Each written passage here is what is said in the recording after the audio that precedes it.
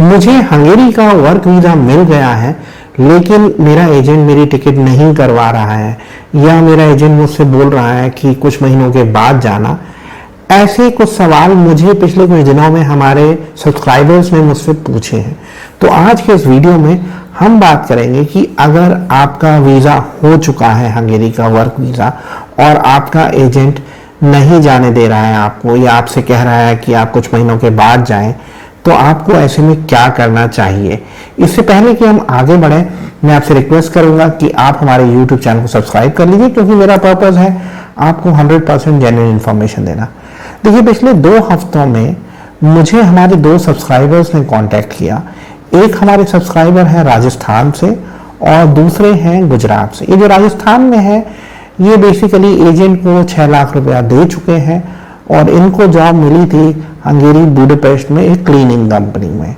तो उनका visa approve हो गया, लेकिन एजेंट ने पहले तो इनसे कहा कि मैं आपको इस महीने भेज रहा हूँ, फिर अगले महीने भेज रहा हूँ, और अब इनसे बोल रहा है कि मैं आपका वीज़ा कैंसिल करवा रहा हूँ, क्योंकि उस कंपनी में वर्कर्स की अब ज़रूरत नहीं है। ऐसे ही जो हमारे सब्सक्राइबर हैं गुजरात से, ये भी एक कंपनी में जा रहे थे बुडापेस्ट में। इनके एजेंट ने बेसिकली इनको नवंबर में वीज़ा मिल गया, नवंबर फर्स्ट वीक में, लेकिन एजेंट का कहना है आप जनवरी में जाना। तो अब होता क्या है कि लोग ऑलरेडी पैसा दे चुके हैं एजेंट्स को। अब इन दोनों ने, एक ने 6 लाख रुपया पे किया है, एक ने 6.5 लाख रुपया पे किया है। बहुत सी बार क्या होता है कि जो हमारे सब्सक्राइबर्स होते हैं, ये इंटरेस्ट पे पैसे लेके देते हैं एजेंट को, और इनके लिए वेट करना थोड़ा सा मुश्किल हो जाता है। देखिए, अनफॉर्चुनेटली अगर आपका एजेंट आपसे कह रहा है कि आपको वेट करना पड़ेगा, और जो कंपनी है हंगेरी में वो भी आपको अभी बुलाने को तैयार नहीं है, तो ऐसे में आप सिर्फ वेट कर सकते हैं। एक चीज़ मैं आपको बता देता हूँ। देखिए, जो आपको वर्क वीज़ा मिलता है, इसकी वैलिडिटी 1 साल की होती है और 30 दिन की। सपोज करिए कि आपको जो वर्क वीज़ा है वो मिला है 1 दिसंबर 2023 को, और इसकी वैलिडिटी है 30 नवंबर 2024, यानी 1 साल की वैलिडिटी है। और इसमें आपको 30 डेज का टाइम मिलता है, जिस दौरान आप हंगेरी में जाके अपना रेजिडेंस परमिट कार्ड अप्लाई कर सकते हैं।